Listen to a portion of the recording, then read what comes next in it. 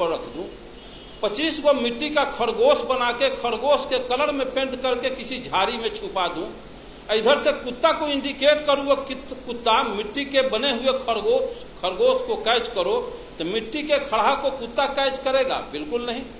मिट्टी के चूहा को बिल्ली कैच करेगी? बिल्कुल नहीं।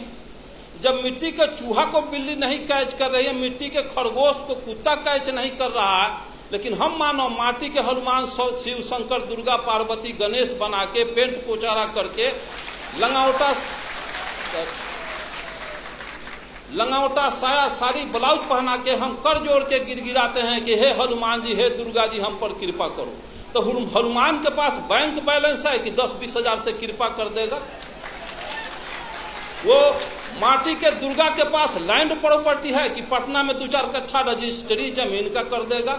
इसका मतलब हम मानव असल नकल के पहचान करने में कुत्ता बिलाई से भी बदतर हैं। साथियों, आप अच्छी तरह से जानते हैं व्यवहार में, लेकिन ज्ञान के अभाव में हम रियलिटी पर नहीं पहुंच पाते हैं। जब यह दर्शन है कि ऊंची नीची भूमि अच्छी पैदावार नहीं दे सकती, ऊंची नीची भूमि अच्छी पैदावार नहीं दे सकती, उभर खाभर रोड रास्ता अच्छी गति प्रदान नहीं कर सकती, तो जिस समाज में ऊंच नीच छुआछूत के भेदभाव रखने वाले लोग क्या समाज राष्ट्र का कल्याण कर सकते हैं?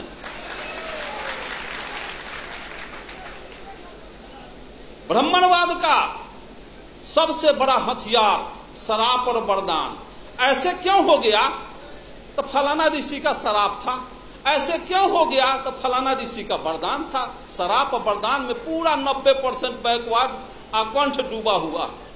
मैं पूछता हूं, जिसको बाबा साहब अम्बेडकर ने कहा है कि जो कौम अपने पूर्वजों का इतिहास नहीं जानता वो कौम अपना भविष्य निर्माण नहीं कर सकता।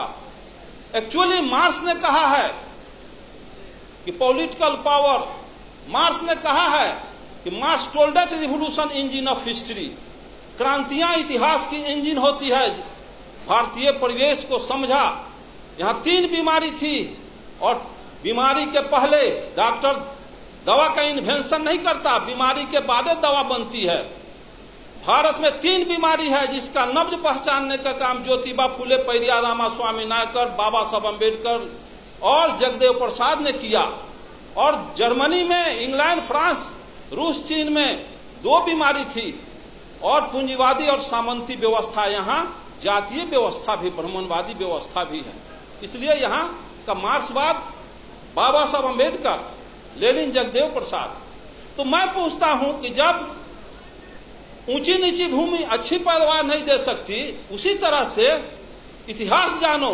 712 ईस्वी में अरब के ब्राह्मणवाद का यही तकाजा है, यही बहुत बड़ा कि शिव के त्रिशूल से बचवा, विष्णु के चक्र से बचवा, इंद्र के वज्र से बचवा, जम के दंड से बचवा, लेकिन पंडित जी के शराब से न बचवा।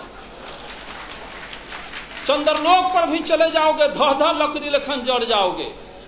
तो 712 इतिहास देखो। 712 ईस्वी में अरब के मोहम्मद बिन कासिम 6000 पलटन लेके सिंध के दाही राजा पर हमला बोल दिया। दाही राजा की 60,000 पलटन धूल चाट के हार गई।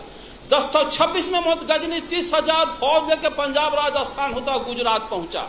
वहां ब्रह्मवाद के प्रबल दूत सोमनाथ के मंदिर को ध्वस्त कर दिया। 3 लाख क्षत्रिय सेना हार गए। हिस्ट्री में पढ़ा था, सभी देवी देवता सोने चांदी के थे। 80 को खच्चर, गधा, हाथी पर गजनी, सभी शिव, शंकर, दुर्गा, पार्वती को सोने चांदी को ढाह के मार मुकदर के कचूमर निकाल के ले गया अफगान। फिर 1193 में गोरी के 12,000 फौज के सामने पृथ्वीराज चौहान के 80,000 फौज धूल चाट के हार गई। सभी मंदिरों को ढा दिया, देवी देवता कबाड़ के ले गया। फिर पानीपत की पहली लड़ाई 1526 में त्राइन के युद्ध में बाबर के 12,000 फौज के सामने राणा संगा की 60,000 फौज धूल चाट के हार गए।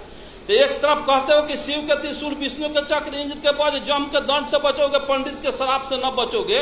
तो 712 में हार गए, 1026 में हार गए, 1193 में हार गए, 1526 में हार गए। देश गुलाम हो गया, देवी देवता लूट गई, बहु बेटी लूट गई, मार के गजरा मुल्ली की तरह काट दिया गजनी। और किसी को सरापना नहीं था कि गजनी गोरी को अंग्रेज को शराब देता तो बॉर्डर के वहीं पर लकड़ी लेखन धो जड़ जाता। तो ये शराब किसके लिए? ये तो कोयरी कुम्हार का अनुकलवार तो यहाँ मुल्हर पर फंसौले बारी, गुह गोबर खिया के, अब पेशाब पिला के, यही हमारा दही चूड़ा खिलाएगा, यही दान दक्षिणा देगा, चलो उससे तक शराब। मैं पूछता हूँ कि इसमें इस रास्ते से बिजली की तार गई है, इसमें करंट प्रवाहित हो तो उसको तार को छुएगा आज तो करंट आज मारेगा कि 6 महीना के बाद मारेगा?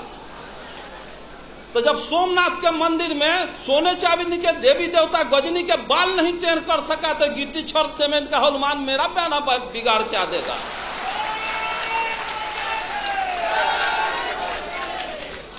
और यहाँ के मूलवासियों का एक ही उपाय है, जो मेश्राम साहब का तो सुने ही हैं और सुनेंगे। जिस स्थिति में आर्यों के पोजीशन में हैं, आर्य जिस पोजीशन में हैं, सिर्फ वही पोजीशन जो पोजीशन सर्प और चूहा का है। सर्प जाता है चूहे के बनाया हुआ घोंसला में, घर में बिल में प्रवेश करता है और घरवैया को, उसके बाल बच्चा को भी खा जाता है, उसको भी खा जाता है और घर वो दखल कर लेता है। उसी तरह से यहाँ के आर्य बाहर से आया और यहाँ के मूलवासी घरवैया को खा गया, आज भी खा रहा है, घर वो दखल कर लिया। 90% बैकवर्ड गुलाम बना हुआ। इसको सोचना होगा, समझना होगा, जानना होगा। दुनिया के सारे लोग ब्राह्मणवाद के तिक्रम को समझ गए कि यहाँ के बैकवर्ड मूलवास अनुसूचित जाति के लोग नहीं समझे।